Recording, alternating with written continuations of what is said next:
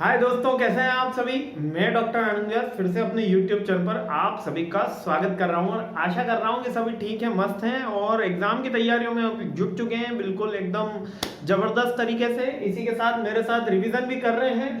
Third unit पर मैं आ चुका हूँ। थर्ड यूनिट है emerging technologies in global business environment में। बहुत ही इंटरेस्टिंग सब्जेक्ट है, बहुत ही नया सब्जेक्ट है, हम सबके लिए भी बहुत नया सब्जेक्ट है, ठीक है। और ये MBA 4 सेम का सब्जेक्ट है, ठीक है। ये एक बात मैं फिर से बता दूं, जो सेकंड सेम वाले बच्चे आए हैं उनके लिए बता देता हूं कि MBA 4 सेम का सब्जेक्ट है और जल्द ही हम इसके HR और मार्केटिंग के वीडियोस भी लेकर आएंगे। जल्द से जल्द मेरे को ये third fourth fifth unit complete करानी है, उसके बाद आपके HR मार्केटिंग के भी वीडियो स्टार्ट हो जाएंगे। MBA 4 सेम के ज्यादा प्रोग्रेस में रहेंगे क्योंकि उनका एग्जाम पहले है। सेकंड सेम के भी पैरेलल प्रोग्रेस में रखने की पूरी कोशिश रहती है मेरी, लेकिन थोड़ी सी व्यस्तता के कारण हो नहीं पाता। लेकिन पूरी कोशिश में कर रहा हूं कि जल्द से जल्द आपके लिए बहुत सारे वीडियो बना के लाऊं और आप अच्छे से अच्छा एग्जाम के अंदर स्कोर कर सकें, ठीक है। तो MBA 4 सेम में सब्जेक्ट है, BBA फाइनल ईयर में है, BCom फाइनल ईयर या BCom ऑनर्स जो कर रहे हैं उनमें ये सब्जेक्ट मिलता है। BTech में भी, इलेक्ट्रिक में है और UGC नेट में तो कंपलसरी ये सब्जेक्ट आप इंट्रोड्यूस कर दिया। मैं डॉक्टर आनंद व्यास फिर से आपका स्वागत कर रहा हूं और देखते हैं कि क्या है थर्ड यूनिट के अंदर, कौन सी नई टेक्नोलॉजी आई है, कौन सी नई इकोनॉमी सिस्टम आया है जो इसको इंपॉर्टेंट बनाता है और कौन से इसके एग्जाम में आने वाले क्वेश्चंस हैं। जो थर्ड यूनिट का सबसे इंपॉर्टेंट क्वेश्चन निकल कर आता है वो आता है सर्कुलर इकोनॉमी। अब ये सर्कुलर इकोनॉमी क्या है? Circular economy is a model of production and consumption which involves sharing, leasing, reusing, repairing, refurnishing and recycling existing material and product and long as possible। एक सेकेंड, थोड़ा सा mic.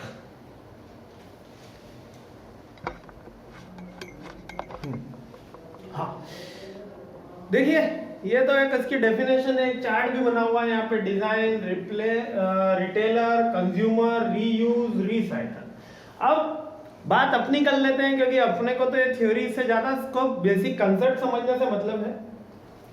तो basic concept क्या कहता है?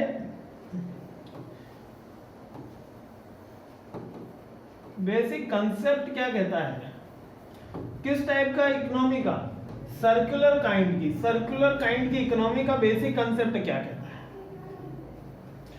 ये एक तरीके का सर्कुलर इकोनॉमी। आप सबको ये जान के आश्चर्य होगा कि हिंदुस्तान वो देश है जहां हम सब रहते हैं और वो एक ऐसा देश जिसने सर्कुलर काइंड ऑफ इकोनॉमी जो था, सर्कुलर काइंड ऑफ इकोनॉमी बहुत पहले अडॉप्ट कर ली थी। मतलब हम हड़प्पा के जमाने से सर्कुलर इकोनॉमी कर रहे थे। मींस कि क्या करना, चीजों को जब तक यूज करिए उसके बाद इसको वेस्ट ना करके इसको रीयूज बनाइए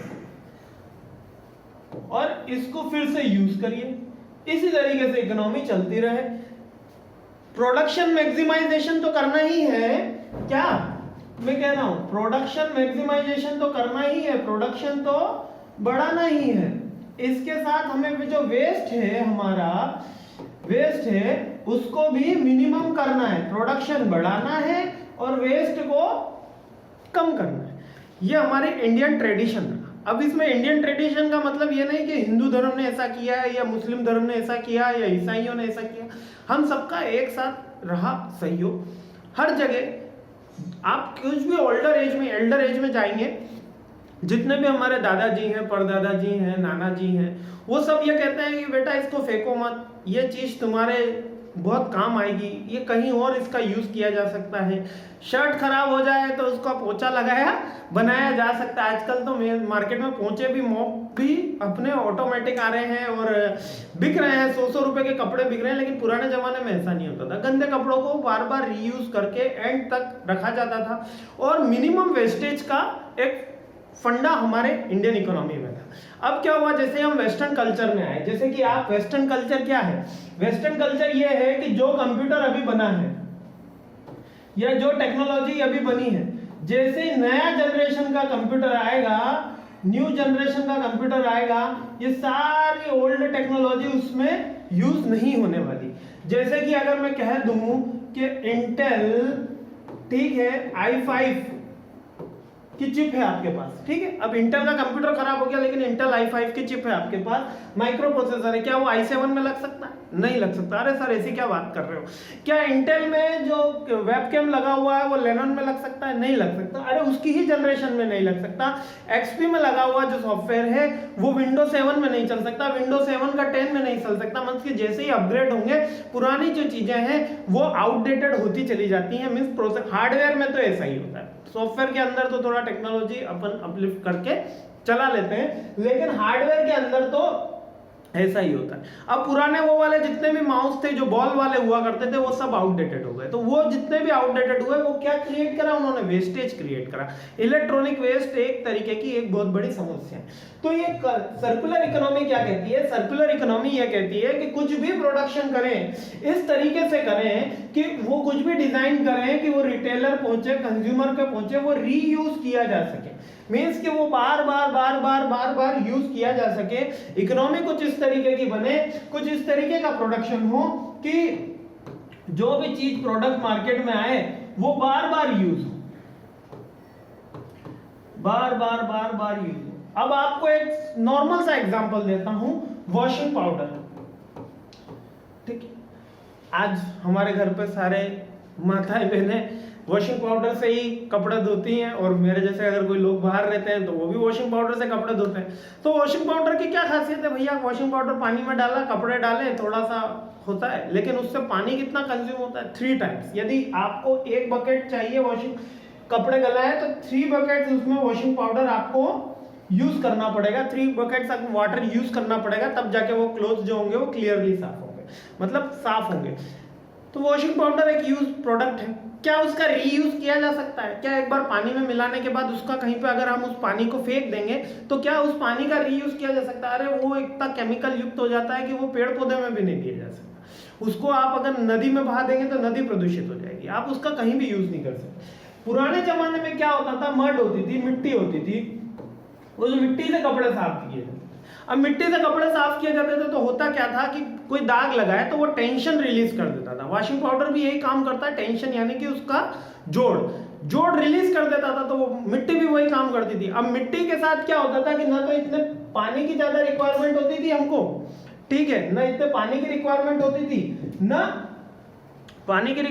थी, ना जो मिट्टी है वो वेस्ट हो गया है पानी, उससे वो वापस नदी में चली जाती थी और नीचे बैठ जाती थी और वो उपजाऊ रहती थी। तो हमारा रीयूज पहले से चलता था, लेकिन नई टेक्नोलॉजी आई, नया एटमॉस्फेयर आया, वेस्टर्न कल्चर आया, जिसके कारण क्या हुआ ये हुआ कि हमारी जो सर्कुलर इकोनॉमी थी वो इकोनॉमी अब केवल स्ट्रेट वे इकोनॉमी हुई कि एक बार कोई प्रोडक्ट यूज करो। आज आपके पास जो मोबाइल से आप वीडियो देख रहे हैं, इस मोबाइल को 3 साल 4 साल मैक्सिमम 5 साल आप यूज कर सकते हैं, इसके बाद उसको आपको फेंकना ही होगा। वो मतलब उसकी लाइफ स्पैन ही नहीं है। भले आप कितना ही महंगा मोबाइल ले आए, वो 6 साल तो आपने चला लिया तो आपको कहेंगे अरे बहुत चला लिया तुमने फोन। तो 5 साल की लाइफ स्पैन के बाद आप वो फोन फेंक देंगे। अब वो फोन फेंक देंगे, उसका कोई रीयूज नहीं निकल के आ रहा। रीयूज तो ये है कि आपने फोन फेंक दिया तो आपके माताओं को दे दिया आपने, है ना, क्योंकि हमारे घर में एल्डर जो भी है वो पुराने फोन चलाते हैं अधिकतर के घरों में। आप बच्चों के यूज करे हुए बड़े फोन चलाते हैं, तो क्या हुआ? रीयूज की कोई इकोनॉमी नहीं बनी। बट जो ग्लोबल एनवायरनमेंट चेंज हो रहा है, जो हार्मफुल एनवायरनमेंट चेंज हो रहा है, उसके अंदर किस इकोनॉमी पे जोर दिया जाता है? सर्कुलर इकोनॉमी पे, मतलब कि इकोनॉमी कंटिन्यूस फॉर्म में चलती रहे। आई होप ये क्लियर हो गया है आपको कि सर्कुलर इकोनॉमी क्या होती है, ठीक है। वापिस यूज रीयूज, ठीक है। चलिए आगे बढ़ते हैं। जो नेक्स्ट आता है role of circular economy in sustainable business and innovation. अब सस्टेनेबल बिजनेस कैसा है कि बिजनेस हमेशा ग्रोथ करता रहे। सस्टेनेबल का मतलब कि सस्टेन करे, हमेशा ग्रोथ करता रहे। ये बिजनेस जो है वो हमेशा ग्रोथ करता रहे, कभी भी वो डाउनफॉल नहीं आए। थोड़ा सा डाउन आए लेकिन वो फिर से ग्रोथ करता रहे। मींस कि वो इकोनॉमी प्रॉफिटेबल कम हो लेकिन वो बिजनेस जो है वो ग्रोथ करता रहे। तो सर्कुलर इकोनॉमी जो है वो हेल्प करती है किसी भी बिजनेस को ग्रोथ करने में। अब ये कैसे हेल्प करती है, क्या लिखा है इसमें, बुक में क्या लिखा है? Circular economy contribute to the greater resource efficiency and the more sustainable economic development by mean the using its main principle to gain strategic advantage to where a company seeks to the lower environmental burden and the improve the economic aspect of their operation। अगर कोई company है ठीक, अगर वो waste कम कर देगी और reuse ज्यादा होगा प्रोडक्ट का, क्या ज्यादा होगा, रीयूज ज्यादा होगा, तो उसकी कॉस्ट भी क्या आएगी, कम आएगी। अगर किसी भी प्रोडक्ट का रीयूज वो ज्यादा करेगी, वेस्ट कम कर देगी, तो कॉस्ट कम आएगी, कॉस्ट कम आएगी तो प्रॉफिट बढ़ेगा, प्रॉफिट बढ़ेगा तो उसकी ग्रोथ होने के चांसेस बढ़ जाएंगे। इसी को तो सस्टेनेबल डेवलपमेंट बोला गया है कि कंपनी इस तरीके से वर्किंग करे कि उसकी वेस्टेज कम होता जाए, प्रोडक्ट का रीयूज होता जाए और उसका प्रॉफिट बढ़ता ही चला जाए। मींस आज अगर मान लीजिए कि कोई प्रोडक्ट है, अगर मैं उसको ज्यादा से ज्यादा लंबे समय तक कहीं यूज कर सकता हूं तो मेरी जो कॉस्ट आएगी, प्रोडक्शन कॉस्ट, वो लोअर होती चली जाएगी। हो सकता है प्रोडक्ट एक जगह की जगह दूसरी जगह काम आए, जैसे कि शर्ट मैंने आपको एग्जांपल दिया, वो पोंछे के काम आ रही है, उसके बाद वो साइलेंसर साफ करने के कोई काम आ जाती है, मतलब 3 4 5 7 जगह वो काम आ जाती है, तो दैट इज रीयूज। और जितना कंपनी रीयूज करेगी, सर्कुलर इकोनॉमी फॉलो करेगी, इतना ही उसके प्रॉफिट के चांसेस बढ़ेंगे।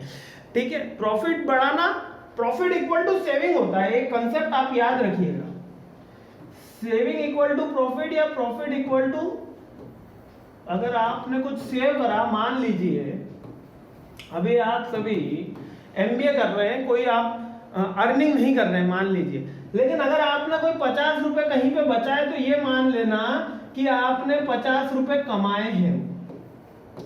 क्या बोला मैंने कि अगर आपने कहीं 50 रुपए बचाए तो ये मान लेना कि कहीं 50 रुपए आपने कमाए हैं, तो that is called profit equal to saving और सेविंग इक्वल टू प्रॉफिट, यानी कि जितना आप बचा रहे हो वही आप कमा रहे हो।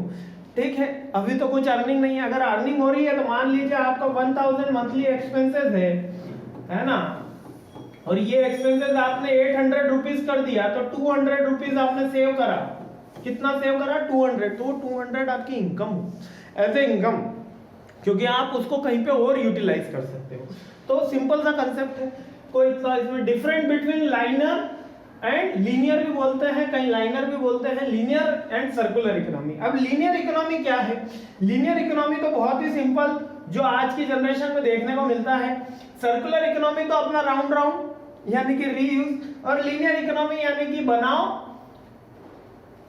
हाँ बनाओ, मेक करो, यूज करो, डिस्पोज करो और पुल आउट, यानी कि कोई भी चीज हमने बनाई, यूज करी, जैसे कि आज के मोबाइल फोन, लाइनर इकोनॉमी में या लीनियर इकोनॉमी में कौन से मोबाइल फोन चल रहे हैं, हम उनको यूज करते हैं, उससे पहले उनको टेक करते हैं, इसके अकॉर्डिंग टेक करते हैं, यूज करते हैं, यूज करने के बाद क्या होता है, उसको मैक्सिमम यूटिलाइजेशन हो जाता है, उसके बाद उसको वेस्ट मान लेते हैं, और वेस्ट मानने के बाद उसको पुल आउट कर देते हैं, यानी कि फेंक देते हैं।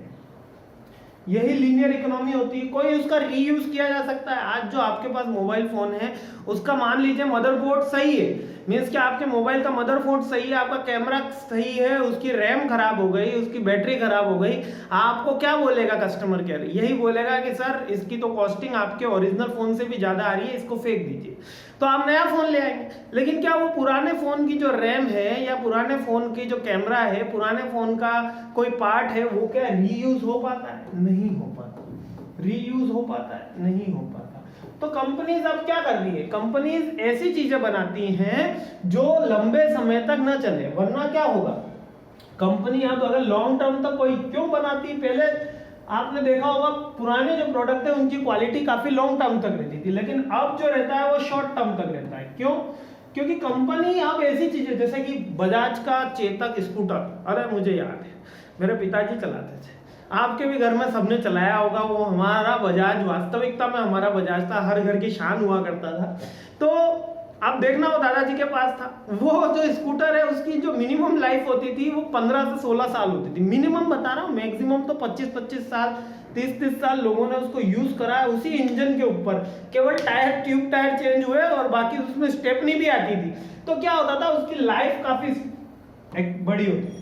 तो लाइफ बड़ी होने से क्या होता था, हमारी जो सेल होती थी, कंपनी की जो सेल होती थी वो लो रह जाती थी। क्यों? क्योंकि अगर आज किसी ने प्रोडक्ट खरीद लिया तो वो आने वाले 15 साल तक वो प्रोडक्ट नहीं खरीदेगा, तो उसकी सेल जो है वो बढ़ नहीं पाएगी कंपनी की। तो अब कंपनी क्या करती है कि शॉर्ट में प्रोडक्ट बनाती है, यानी कि वो 3 साल ही चले, आज का कोई भी स्कूटर ले लो आप, कितना भी 1-1 लाख रुपए के स्कूटर हो गए हैं, 1-1 लाख रुपए की स्कूटी हो गई है, बाइक 1.25 लाख में पहुंच गई है, लेकिन उनकी जो एज है वो 5 ईयर्स से लेकर 10 ईयर्स तक, मैक्सिमम 10 साल में कोई सी भी गाड़ी लो आप, मैं कह रहा हूँ रफली कह रहा हूँ 10 साल में अगर आप उसका यूटिलाइजेशन 60-70 किलोमीटर पर डे के हिसाब से कर रहे हो, मिनिमम यूटिलाइजेशन बता रहा हूँ 60 से 70 किलोमीटर आराम से चल जाती है रोज गाड़ी।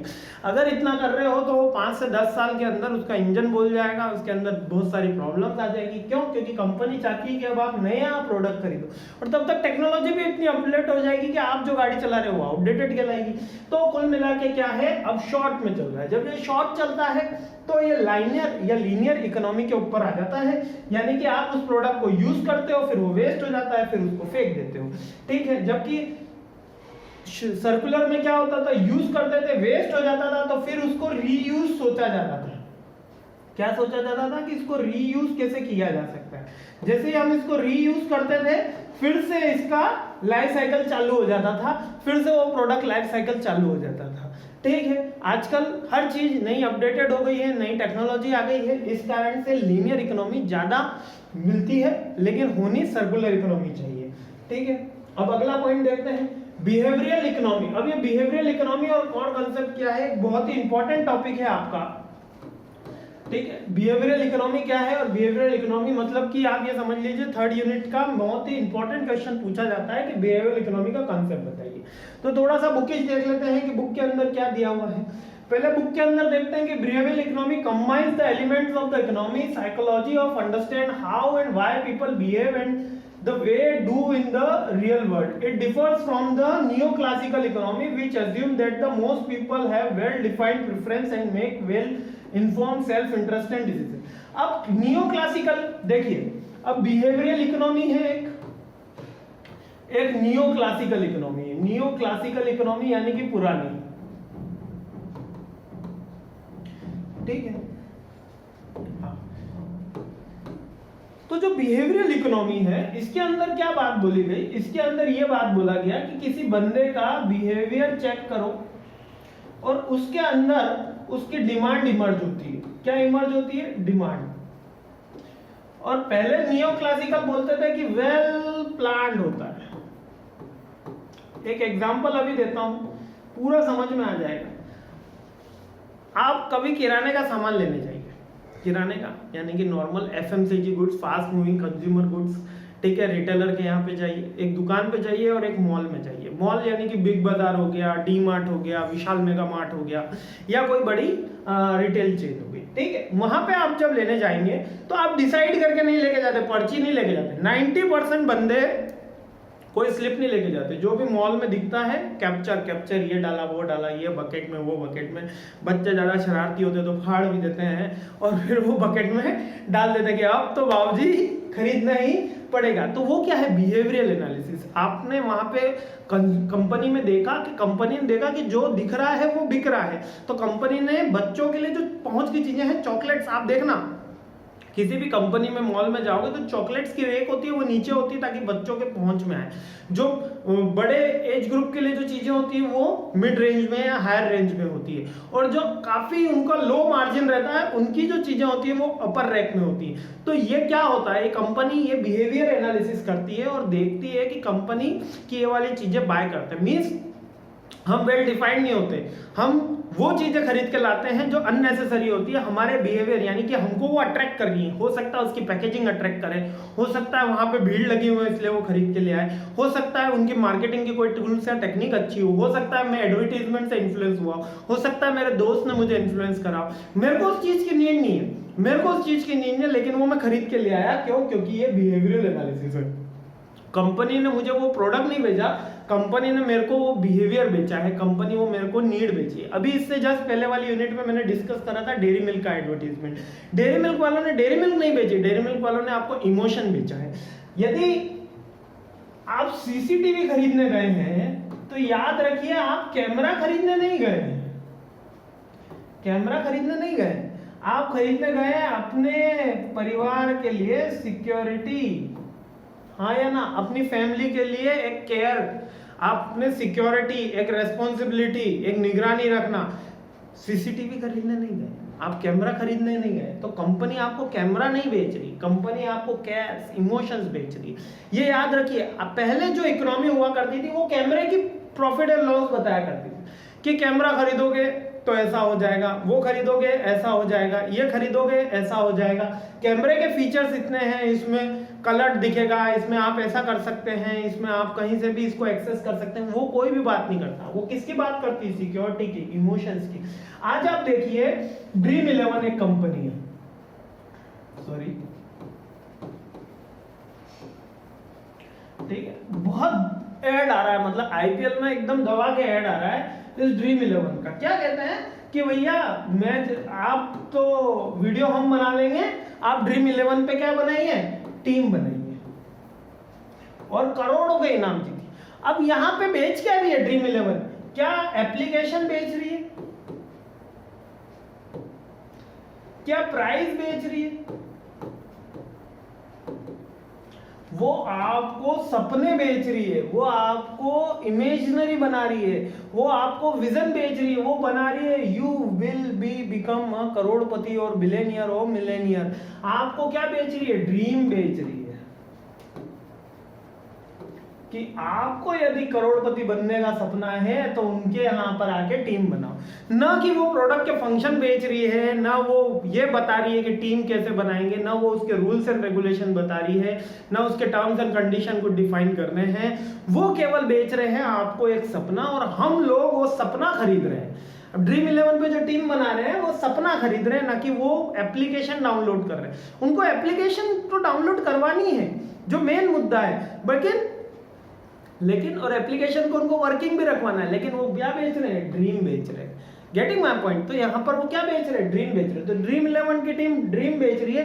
ये क्या इकोनॉमी कहलाती है? ये बिहेवियरल इकोनॉमी कहलाती है। इसी को तो बिहेवियरल साइंस बोलते हैं कि किसी इंसान के बिहेवियर को चेक करके जो हम इकोनॉमी डिसाइड होती है, आज बिहेवियरल इकोनॉमी होती है। पहले तो वेल डिफाइंड होता था, अरे भैया मेरे को दिल्ली जाना है तो दिल्ली जाना है तो मेरे को दिल्ली का टिकट दे दो। आज तो गाड़ी में बैठ के सोचते हैं कि भैया जाना कहाँ है ना।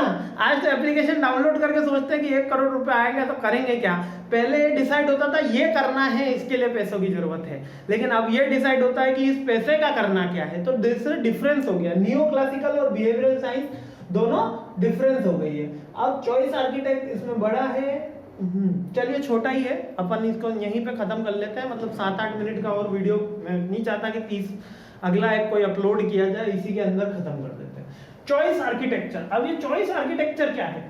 बहुत ही इंटरेस्टिंग चीज है। मतलब ये अगर आप जॉब लेने जाते हो, या आप बिजनेस करते हो, या आप खेती कर रहे हैं, किसान हैं, आप किसी भी फील्ड में हैं, आपको खुद को सेल करना आना चाहिए। आपको बेचने का मतलब यहाँ पे खुद को प्रमोशन से है ना, बेचने का वो मतलब मत लगा देना, खुद को प्रमोट करना आना चाहिए। ये चॉइस आर्किटेक्चर कराता है। चॉइस आर्किटेक्चर क्या कराता है? Choice architecture refers to the scenario of which the environment in which someone must make the decision have been carefully designed, try to influence that the decision, try to influence that the decision। Architecture का मतलब बनाना है यहाँ पर, and there are variety of ways which the environment can be designed। अब sir ये choice architecture का मतलब क्या है? एक बंदा है मिस्टर हमारा वापस पिंटू। कौन है? मिस्टर पिंटू। इसने देखा टीवी पे एक ऐड। क्या देखा? टीवी पे एक ऐड देखा, शाहरुख खान को क्या देखा भैया? वैसे तो विमल खाते हुए देख रहे हैं आजकल, बड़ी शर्म की बात है, करोड़ों रुपया कमा रहे हैं फिर भी विमल का ऐड कर रहे हैं। भाई कितना पैसा, कुछ तो अर्थात करो, कुछ तो हमारी युवा पीढ़ी को अच्छा सिखाओ। खैर, सबकी अपनी अपनी प्रोबेबिलिटी, सबकी अपनी अपनी विषय, सबकी अपनी अपनी लाइफ, हमको कहना नहीं चाहिए, लेकिन ठीक है, फिल्म स्टार को कम से कम पान, गुटखा, तंबाकू इनके एडवर्टीजमेंट नहीं करने चाहिए, और आपको भी कंज्यूम नहीं करना चाहिए। और वहाँ पे कमेंट भी करना चाहिए कि भले आप होंगे शाहरुख खान, आप होंगे अजय देवगन, आप होंगे अक्षय कुमार, हम तो विमल नहीं खाने वाले, हम तो ये प्रमोट नहीं करने वाले। Basically it's not a good thing and it is harmful for your health, और कॉस्ट तो लगती ही है। ठीक है, अब मिस्टर पिंटू ने ऐड देखा। मिस्टर पिंटू ने ऐड देखा कि ये क्रीम है जो गोरा बना देगी। मिस्टर पिंटू गए दुकान पे, शॉप पे गए और वो क्रीम खरीद लाए। कहाँ पे गए? शॉप पे गए, वो क्रीम खरीद रहा है। बाय कर दी। गोरा बनाने की क्रीम देखी और बाय कर दी, लेकिन क्या क्यों खरीदी उन्होंने? वो गोरा बनाने की इनकी डिमांड क्यों इमर्ज हुई? यहां पर ये सोचो, यहां पर वो डिमांड आई क्यों? यहां पर वो डिमांड आई क्यों?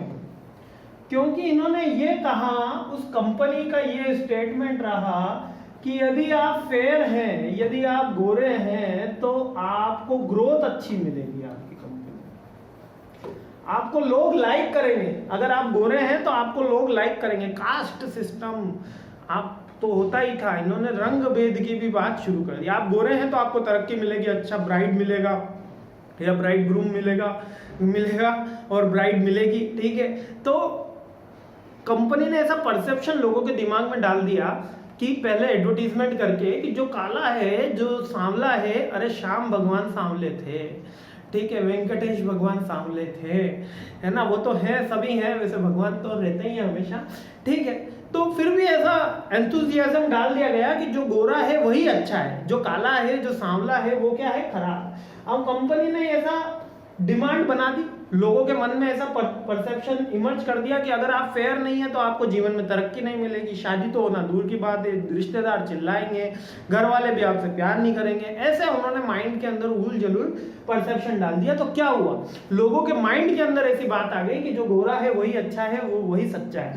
तो फिर कंपनी में डिमांड इमर्ज हुई कि अब गोरे को काला कैसे, अब जो सांवले व्यक्ति थे, जो थोड़ा सा डार्किश कलर था, उनमें मन में ऐसा हुआ, अरे मेरे को गोरा होना है यार, मेरे को कुछ करना है। तो जैसे ही उनके मन में ऐसा हुआ, वो ऐसी क्रीम की तलाश में निकले जो उनको क्या कर दे, फेयर बना दे। अब ऐसे ही फेयर बनाने वाली क्रीम आ गई मार्केट के अंदर और वो सेल होने लग गई। तो दैट इज क्या हुआ, ये हुआ आपका चॉइस आर्किटेक्चर, यानी कि चॉइस क्रिएट करी गई। चॉइस आर्किटेक्चर का मतलब ये नहीं कि आपने जो चॉइस है आपकी, आपको एक पेन चाहिए तो वो पेन आपको किस तरीके से प्रोवाइड कराया गया, ये पेन आपको चाहिए क्यों, ये पेन आपको चाहिए क्यों, why you need this pen, why you need this pen. तो पहले वो क्रिएट किया गया, इसी को बोलते हैं चॉइस आर्किटेक्चर। मींस कि design and influence the decision of buying, design a product in a that way और marketing a product in a that way that helps to people for achieving a particular goal. और what is the main goal, buying a product. Main ये company का तो एक गोल है ना कि आप खरीदो, भले आप ये समझो कि गोले को काला बनाने की क्रीम है, काले को गोरा बनाने की क्रीम है, end of the result company का प्रोडक्ट बिकना चाहिए। एंड ऑफ द प्रोडक्ट क्या है, कंपनी का प्रोडक्ट बिकना चाहिए। और इसके लिए n numbers of the technique use करते हैं, वो टीवी एडवर्टीजमेंट यूज करते हैं, वो सोशल मीडिया यूज करते हैं, वो कोई सब्जेक्ट लेटर के लिए यूज करते हैं, n numbers of the things, है ना, ठीक। आई होप आपको क्लियर हो गया होगा यहाँ पे, ठीक है। बहुत इजी, बहुत ही आराम से अपन बिहेवियरल इकोनॉमी, अब ये भी बहुत easy common subject, common topic है। बिहेवियरल इकोनॉमी अपन ने पढ़ लिया है। बिहेवियरल इकोनॉमी से part of economy happens to the blend with the user know about the human psychology, की आप सोचते कैसे हैं, ये कंपनी वाले अब समझने लग गए हैं। और ये न्यू टर्मिनोलॉजी है इकोनॉमी की। पहले तो क्या होता था, जो प्रोडक्शन होता था, जो बातें होती थी, वो प्रोडक्ट रिलेटेड होती थी, यानी कि आप पहले के एडवर्टीजमेंट देखोगे तो उसके अंदर प्रोडक्ट रिलेटेड बातें होंगी। लेकिन अब जो एडवर्टीजमेंट देखोगे वो किसके रिलेटेड बातें हैं, वो बातें हैं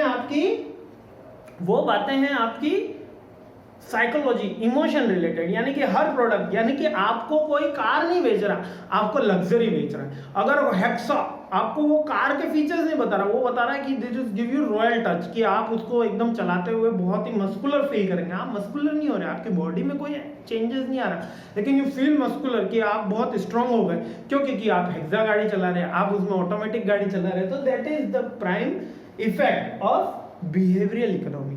आई hope you getting all the points, ठीक है। नेक्स्ट है ethical concern of the behavioural economy. अब इथिक्स तो बचा ही नहीं है, लेकिन what is the ethics? Ethics are the golden rules जो यूनिवर्सली एप्लीकेबल होते हैं, लाइक कि हमें हमेशा सच बोलना चाहिए, बड़ों का आदर करना चाहिए। मीन्स कि जो अच्छी बातें जो बिहेवियरल इकोनॉमी पे, अगर इथिक्स के बारे में और सीखना है तो और वीडियो इसके बारे में, तो मैंने पूरे वीडियोस बहुत सारे ह्यूमन वैल्यूज में एक्सप्लेन कर रखे हैं कि what is ethics, how is differ from the moral values. तो अभी इसका इतना है नहीं अपने कोर्स में, अगर सीखना चाहते हैं तो वो वीडियोस आप देख सकते हैं। Ethical concerns of the behavioural economy. अब ethical concerns of the behavioural economy का मतलब क्या है कि कौन से ऐसे बिहेवियरल इकोनॉमी, क्योंकि देखिए आप गोरे को काला बनाने का बात, काले को गोरा बनाने की बात कैसी अलग हो रही है, क्या प्रैक्टिकली ये कर पाना संभव है? भगवान ने जैसा बनाया है आप बहुत ही सुंदर है, यकीन मानिए आपका जो भी कलर है, जो भी हाइट है, जो भी हेल्थ है, आप बहुत ही सुंदर है। आप अपने माँ बाप के आंख के तारे हैं, वो आपको बहुत प्यार करते हैं और वो बिल्कुल सही कह रहे हैं कि आप बहुत सुंदर हैं। इंसान का चरित्र अच्छा होना चाहिए, इंसान की जिंदगी लंबी नहीं बड़ी होनी चाहिए, ठीक है, लंबी नहीं बड़ी होनी चाहिए। बहुत अच्छा डायलॉग है कि आप ऐसे जिए कि लोग आपकी मिसाल देने लग जाए। कौन क्या था, ठीक है, गांधी जी के बारे में इतनी लोग बातें करते हैं, थिन शरीर, एकदम दुबले पतले। लाल बहादुर शास्त्री, अरे 5.5 फीट 5.6 फीट की हाइट उनकी, क्या शरीर, कुछ भी नहीं, बट उन्होंने ऐसा काम कर दिया, उन्होंने ऐसी कुछ एक्टिविटी कर दी कि लोग उनको फॉलो करने लगे। भीमराव अंबेडकर साहब, अरे संविधान लिख दिया, इतनी डिग्रियां थी उनके पास कि मेरे को 10 जन्म भी लग जाएंगे तो मैं वो डिग्रियां सारी कंप्लीट नहीं कर पाऊंगा, इतनी सारी डिग्रियां थी उनके पास। Even I am the master and the 2 master degree, I have 1 PhD, लेकिन काफी ज्यादा इंटेलिजेंट, ठीक है। तो उनका कोई हेल्थ हाइट इशू फॉलो करा नहीं करा। तो मेन क्या होता है कि आप कैसे वर्किंग कर रहे हैं, आपका क्या एक्ट है, क्या एक्शन है, वो डिसाइड करता है लाइफ। तो यहाँ पे भी इथिकल कंसर्न वैसे होते नहीं है, लेकिन ये अपने बुक में है, many experiments are the rough and ready, they are sensitive how they are constructed, delivered, and the psychologist discovers about the past from the behavior। Means इसके अंदर आपको ये लिखना है, अगर एग्जाम में आ जाता है, कि मेनली कौन से कंसर्न बिहेवियर साइकोलॉजी से बिहेवियरल इकोनॉमी में फॉलो किए जाते हैं। इथिकल इशू तो कहना काफी कम फॉलो किए जाते हैं, करने चाहिए। Like it's only provide the unity, it cannot harm to the, it cannot concentrate with the only one particular group region on the basis of their caste, on the basis of their color, does not discriminate people on their basis of their caste or color। okay, ये इसके अंदर लिखना है। ये छोटे के अंदर बनता है, मीन्स एड ऑन बनता है बिहेवियरल इकोनॉमी के एडवांटेजेस, और क्रिटिसिज्म के अंदर अपन लिखते हैं कि इथिकल कंसर्न कम यूज किए जाते हैं। आई होप आपको वीडियो समझ में आ गया है। कहीं कोई डाउट है तो please let me know, and thanks for watching my this video. और मुझे जरूर बताएं कि आपको ये वीडियो कैसा लगा। I really appreciate your time. Thank you.